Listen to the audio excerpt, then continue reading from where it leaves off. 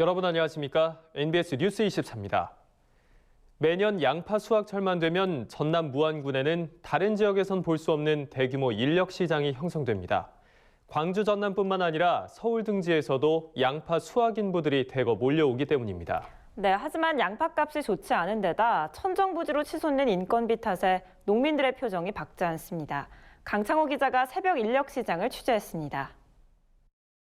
새벽 4시 전남 무안군 불무공원 앞 농번기 일손을 구하러 온 농민들과 인근 도시에서 몰려든 인부들은 곳곳에서 일당을 놓고 실랑이를 벌입니다. 무안 사람들이 인간시장이라고 부르는 이곳에선 매년 양파 수확철마다 인력 시장이 열립니다.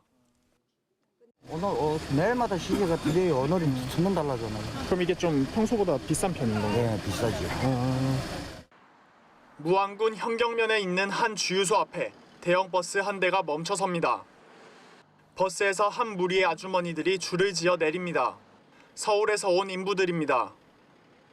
서울에서 여기까지 오신 거예요? 그랬어. 서울까지 왔지. 전국 각지에서 양파 수확 작업 인부를 싣고 온 버스가 줄을 선 겁니다. 버스를 타고 온 인부들은 이곳에서 내려 승합차와 화물차 등으로 옮겨 타고 무안군 전역에 있는 양파밭으로 흩어집니다. 양파 수확 인력이 부족하다는 소문이 퍼지자 수년 전부터 양파 수확철만 되면 인근 광주, 전라도부터 서울과 경상도 등지에서까지 무안군으로 사람들이 몰리는 겁니다. 네, 목포에서 왔어요. 광주에서 온다 갔다마는 해마다 오지 전국구랑 깨라. 하지만 농민들은 끝없이 치솟는 인건비에 걱정을 감추지 못하고 있습니다. 8만 원 선이었던 하루 인건비가 10만 원을 넘어섰기 때문입니다. 최근에는 숙련된 인부들이 일당을 15만 원까지 요구하고 있어 농가의 부담은 클 수밖에 없습니다. 인건비가 보통 하루 일당이 외국 인부는 8만 원에서 9만 원 하고요. 국내 인부는 14만 원, 15만 원 정도예요. 이 같은 인건비 상승 문제는 한꺼번에 노동력이 많이 필요한 수확철만 되면 고질적으로 발생하고 있습니다. 특히 올해는 국내 수요를 훌쩍 뛰어넘는 양파 과잉 생산이 이뤄져 농가들이 인건비 인상과 가격 약세라는 이중고를 겪고 있는 겁니다. 지금 인건비가 너무 비싸고 그래서 지금 많이 적자가 보고 있습니다. 해년맞이. 내년에도 지금 농사 안 짓과 짓과 지금 그런 분들이 많아요. 매년 수확철만 되면 치솟는 인건비에 농민들의 시름이 깊어가고 있습니다. 고질적인 농촌 인력난을 해결하기 위한 정부 차원의 대책 마련이 절실해 보입니다. MBS 뉴스 강창호입니다. 아로니아 농가들이 국회 기자회견을 통해 아로니아 재고를 수매할 예산 마련을 촉구하고 나섰습니다. 가격 폭락으로 어려움을 겪는 아로니아 농가들을 위해 추경의 아로니아 재고 2,500톤에 대한 수매 예산을 반영해달라고 호소한 겁니다. 이현경 기자가 보도합니다. 아로니아 농가들이 아로니아 재고 긴급 수매를 위한 예산을 추경에 반영해달라고 간곡히 호소했습니다. 최근 정의당 농민위원회와 아로니아 비상대책위원회는 공동 기자회견을 열고 국회가 심의 예정인 추경에 아로니아 재고 2,500톤 수매 예산을 반영해달라고 요구했습니다. 이들은 2,500톤 수매에 100억 원이 필요하다고 산출했습니다. 아로니아는 2013년 1kg당 생과 가격이 3만 5천 원에 달할 정도로 고가를 형성하며 왕의 열매로 불렸는데요. 지난해엔 1,000원대로 뚝 떨어져 재배농가의 절반이 수확을 포기하는 상황이 됐습니다. 이런 현상에 대해 농민들은 자유무역협정에 따른 수입 증가를 원인으로 지목했습니다. 아로니아가 최근 건강식품으로 주목받으면서 국내 재배와 분말 수입이 동시에 늘었기 때문입니다. 농림축산식품부에 따르면 아로니아 국내 재배 면적은 2013년 151헥타르였던 것이 2014년 548헥타르로 늘더니 2017년에는 1,831헥타르까지 증가했습니다. 또 외국산 분말 수입의 경우 2014년 2톤이 들어온 뒤 2017년에는 520톤까지 급증했습니다. 이 같은 분말 수입량을 생과로 환산하면 무려 8,200톤에 달하는 물량입니다. 이는 2017년 아로니아 국내 생산량인 8,779톤과 비슷한 규모입니다. 이 때문에 아로니아 비대위는 아로니아를 FTA 피해보전 직불제 품목으로 지정하고 특별법을 적용해 아로니아 재고량을 긴급 수매, 폐기해야 한다고 지속적으로 요구하고 있습니다. 팔리지 않아서 재고가 전국에 약 2,500톤 이상 농가들 냉동창고에 보관되어 있습니다. 이것들을 갖다 어디다 버려야 할지도 모르겠고 또 새로 나온 핵과일을 따야 될지도 모르겠고 아주 지금 절박하고 난감합니다. 이런 것들을 해결을 정부가 해주셔야 되는데 지금 안 해주기 때문에 국회에다가 요구를 한 것입니다. 반면 농식품부는 아로니아 가격이 하락한 주 원인을 수요 감소로 보고 있습니다. 이미 2018년 아로니아 분말 수입량이 전년의 10% 수준으로 급감했을 만큼 시장이 축소됐다는 겁니다. 농식품부는 올해 한시적으로 아로니아 과원 정비 지원 사업을 시행하며 과원 폐원 시 지원금을 지급하고 있습니다. 현재까지 목표 면적의 85%가 폐원한 것으로 파악됐습니다. MBS 뉴스 이연경입니다. 닭고기 대목인 초복이 2주 앞으로 다가왔습니다. 하지만 성수기를 앞둔 육개 사육 농가들의 표정은 어둡기만 한데요.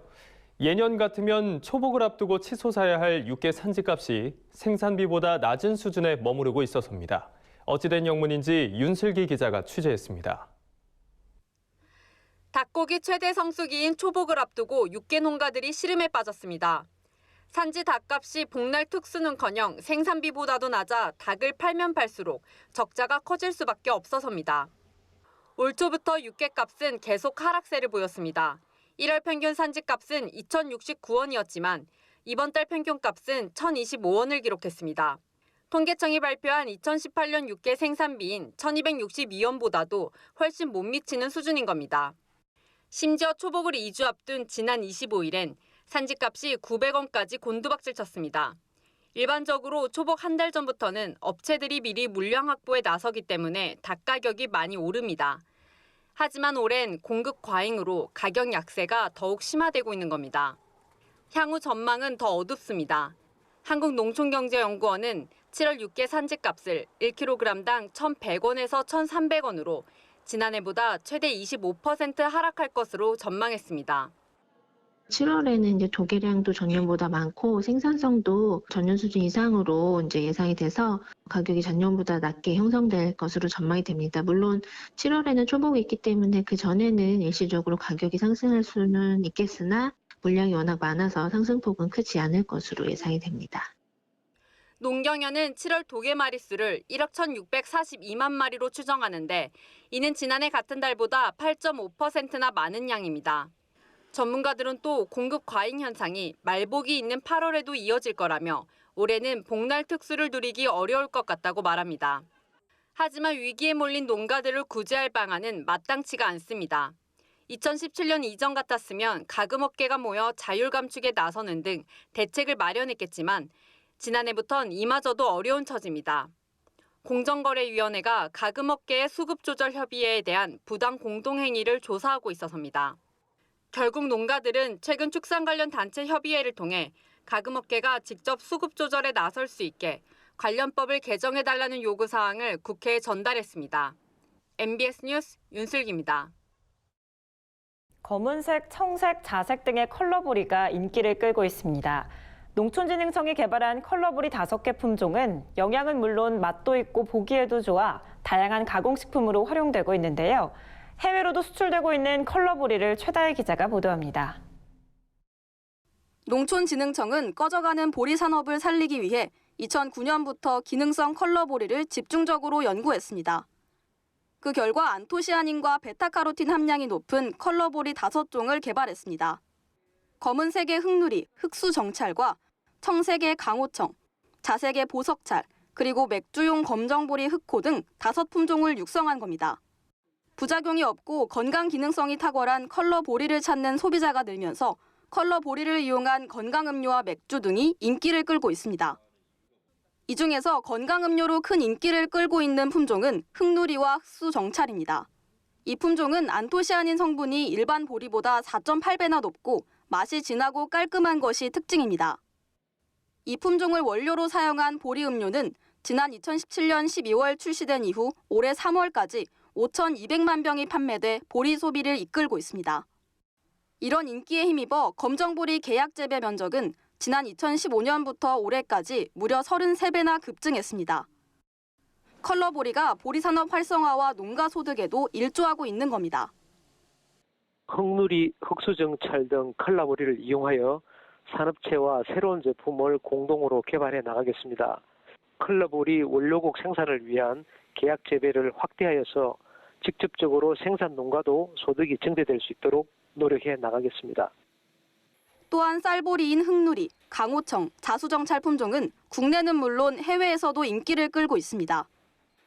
이러한 유색보리 쌀의 수출량은 2015년 1.1톤에서 2018년 40톤으로 무려 36배나 증가했습니다. 농진청은 앞으로도 컬러보리의 부가가치 향상을 위해 다양한 가공 제품 개발에 힘쓸 계획이라고 밝혔습니다. MBS 뉴스 최다희입니다. 다음은 지역 뉴스입니다.